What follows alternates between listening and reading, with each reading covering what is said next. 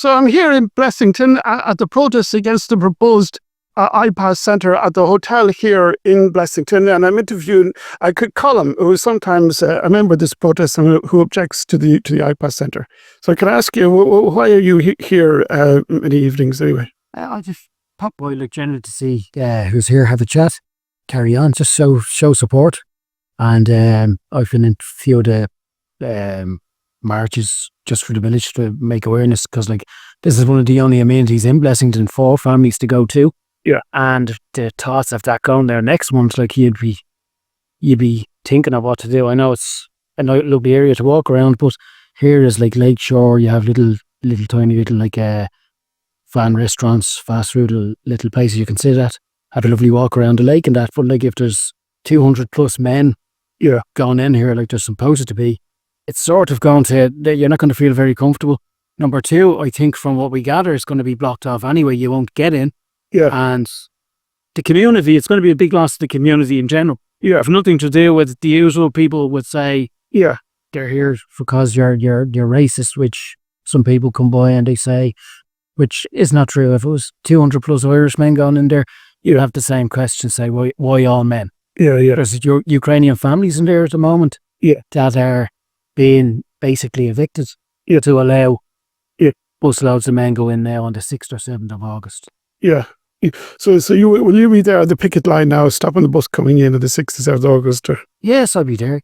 I hope there'll be a lot more, because there's a lot of people who sort of are afraid to be seen. Yeah. Doing the likes of like standing, being called for a right, which is they get out jail card for anyone nowadays. So what percentage of Blessington would you say is in favour of the protest?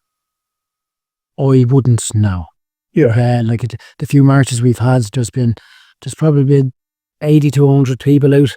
Blessington isn't a huge area. I think the population of Blessington is 5,000, if I'm not mistaken.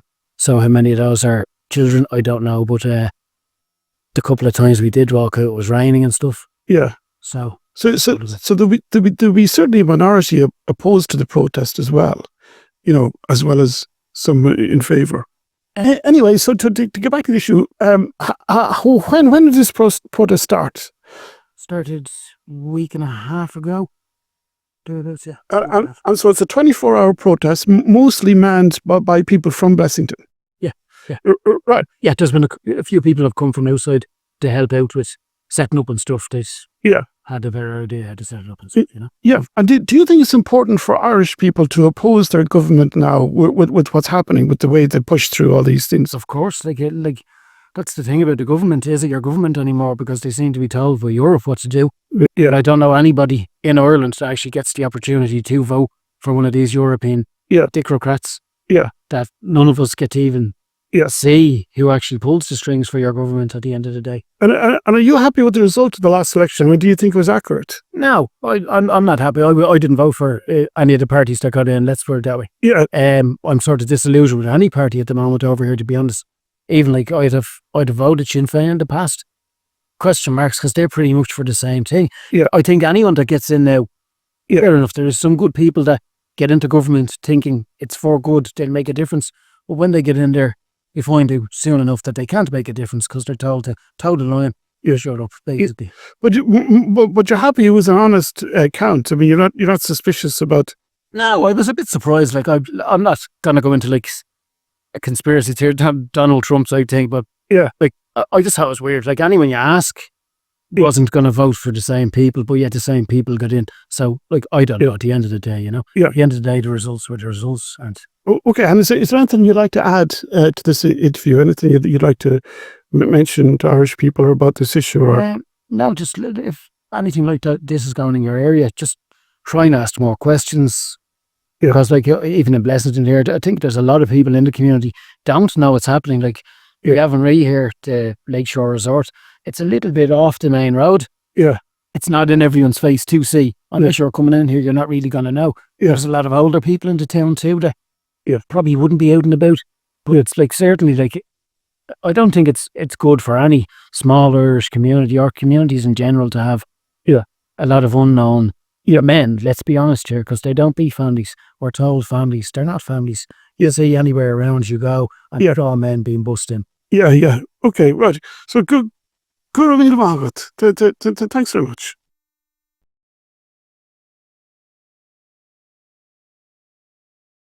So here at the Blessington protest against the IPAS centre that they're going to make out of this hotel here, I'm interviewing Fiona, who's a long-term assistant to this protest. So can I ask you about this protest? Well, why are you here? Why do you wish to protest at this site?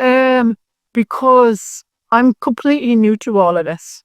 But when I heard about the IPAS going into the Avon, one, I got really frightened.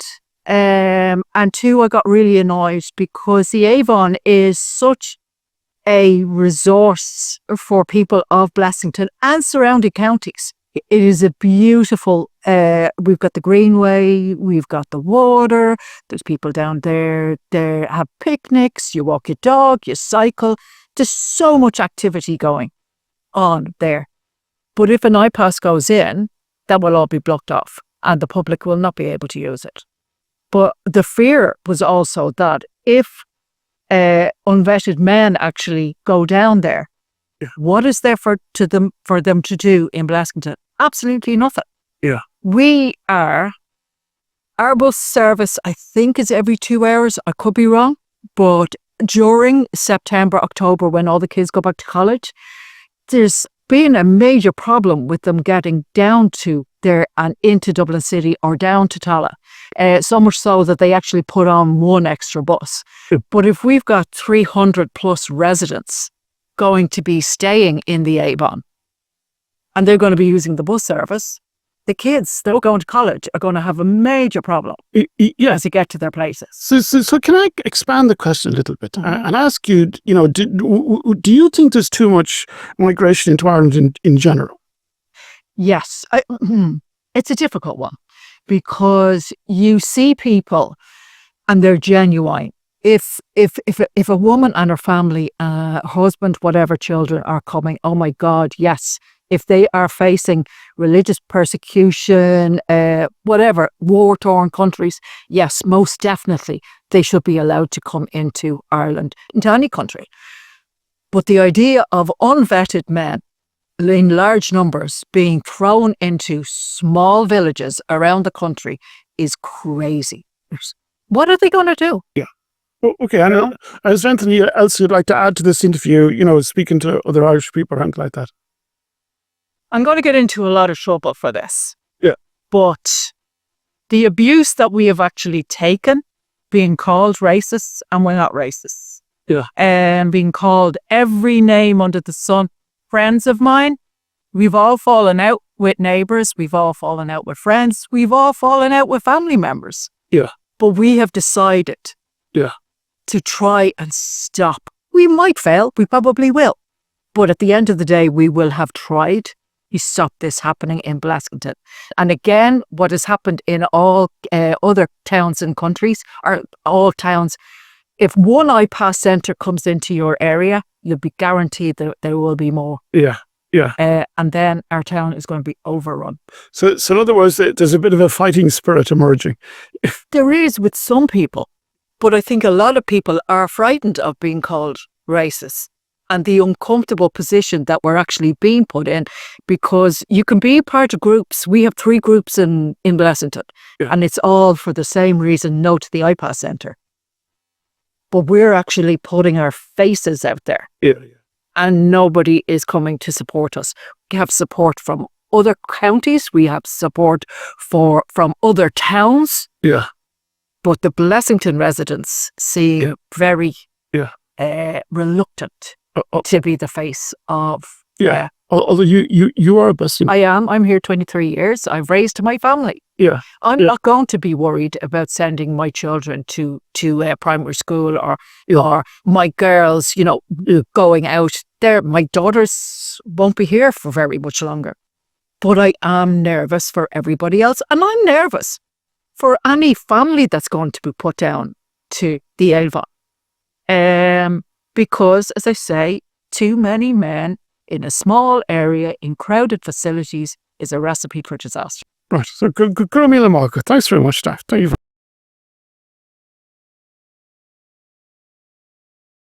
So here's another interview conducted at the Blessington protest against the IPAS centre been made out of this hotel. And can I ask you your name? Is that okay? Darren. Darren. And so can I ask you, why do you support this protest?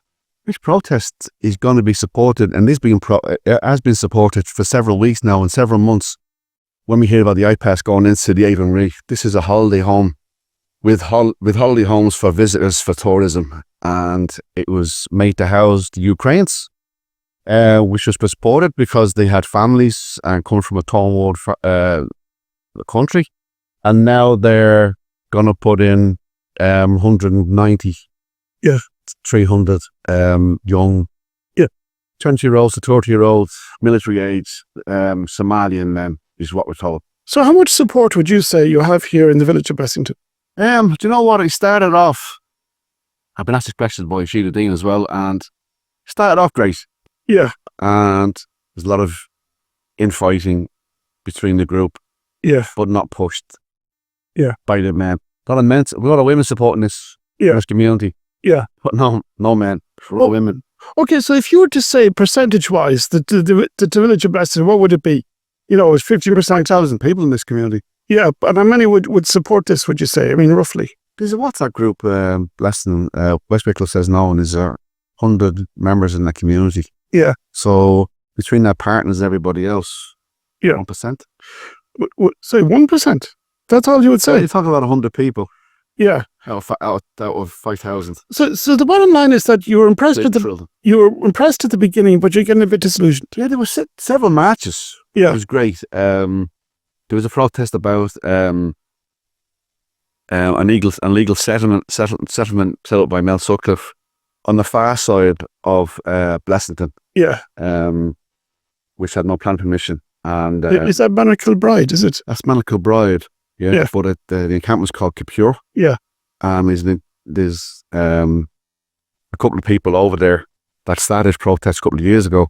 I only got on board there 6-7 months ago. I didn't really know about Capure, to be quite honest with you. It was all pushed under the carpet. Yeah. Then we heard about the illegal settlement of that with no planning permission, pushed through, and that went up into Blessington. And then when they heard about this, we got great traction at first. Yeah. But after that. So it's the cry you don't associate with racists. Would that be what happens? You know, that racism ahead and all that, you know. Yeah. Or you're right wing or you're leftist and you're all sorts of names being called and shouted out by people coming out. A lot of supporters as well. Yeah. A lot of people sticking their thumbs up and beeping horns, which is great, but it doesn't give support to anybody, you know. We need bodies on the ground. Yeah. These are coming. 3 weeks' time, these guys are coming. Yeah. Like, it's coming. But still in all, we're able to sustain a 24-hour protest. I mean, it takes a lot of, a lot of help. It takes a lot of bodies here to do a 24-hour protest. And there's people coming up from all over the country, from different camps supporting us, I supporting Tala as well, so. How many would you say in total are supporting this then? Supporting? Yeah, how many would come and go? Yeah. A lot of people. What would that be? To 20 or? We've 12 to 13 regular people that come up, feed the camp, feed the lads. Yeah. Staying overnight. A lot of people have to go home. Yeah.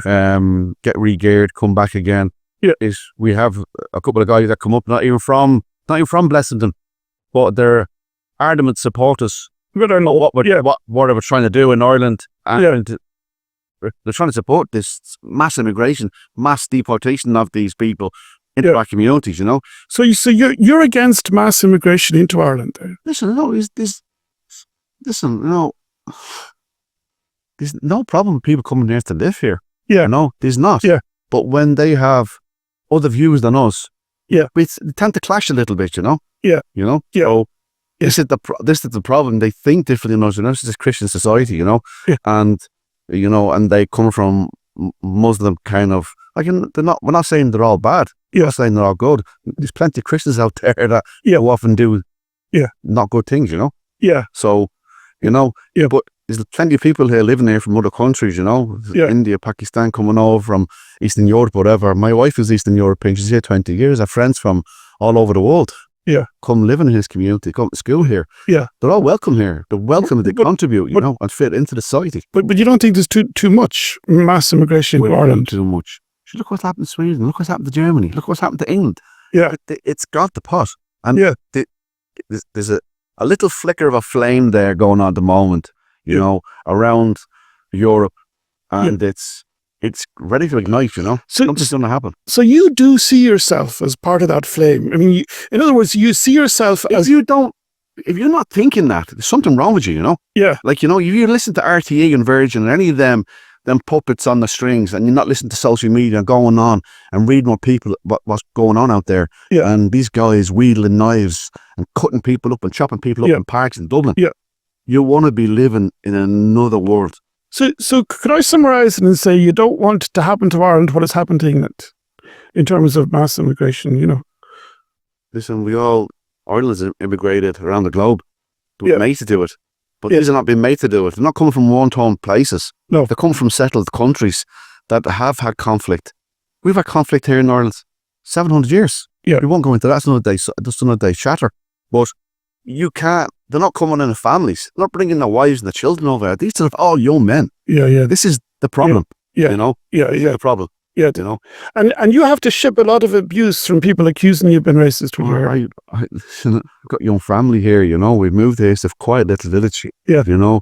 I can understand what's going on in Tipperary and Dundrum and other counties with small little population, Listlvanna, you know. It's gone. Wipe it out. Yeah. You know? And these little towns, it's a sort of a drip feed of these men coming into there, just taking over, people selling houses, selling shops, just abandoning the town. Yeah. Like, you know, Listlvanna is like, Yeah. you know, it's been talked about for generations, you know, as a musical town for people to go up and Yeah. socialise. That's been taken away from us, you know. So this is the line in the sand then. You know, you're Obviously, you know, if they step over, you know, there's going to be retribution, you know, if they come in here and try to disrupt the fabric of society. Yeah. Especially, you know, Irish people. We're very solid in our beliefs, you know, Yeah. and what we are, you know. We're very nice people. We're very giving, you know. I remember the old troker boxes on top of the TV. We give, Yeah. you know. There's been lots and lots of people over the years saying for a population, we give the most to the world, Yeah. the third world, and it's renowned, and we have been done, and we're very giving and to these people coming in. But when they come in and they bite the hand that feeds them, Yeah. there has to be some sort of backlash, and the government are doing nothing about it. They're living in the big houses, and the NGO fed and feeding these people are bringing these people in, and everybody, it's going in a big circle, and the money's going around the big circle, and who suffers? Yeah. The population, the towns and the communities that they destructed, Yeah. and it's not good. It's not good. Yeah. So is anything else you'd like to add in this interview? I think you said it all, my friend. Yeah. I think you said it all, you know. I'd like to feel like, you know, listen, I'm a normal Joe, so I'm just a normal guy, you know, with grandchildren. I've got granddaughters, you know, beautiful family, but this is a very small community. There's little kids going up and down the street, going to school on bikes, you know. And that's what I'm here to protect, you know. And this is not a me agenda. Yeah. All of us agenda. Yeah. You know, Yeah. this affects all of us. Okay. Right. Good. Thanks very much. Thank you much. Thank you very much.